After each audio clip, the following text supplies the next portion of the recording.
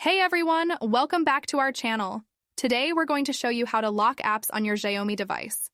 This feature is super handy for protecting your private apps, and the best part is that it's built right into Xiaomi's MIUI system, so let's get started.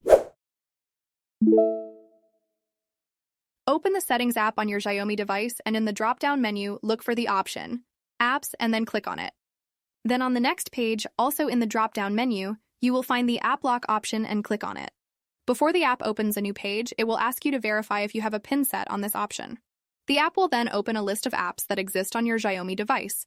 It's up to you to decide which app you want to lock and then toggle the switch. A little note: if this is your first time using App Lock, Xiaomi will ask you to set it up. You need to create a lock pattern, PIN, or pattern for extra security. You can also train it with your fingerprint or face unlock if your device supports it. Now to test it out, close the settings and try opening one of the included apps.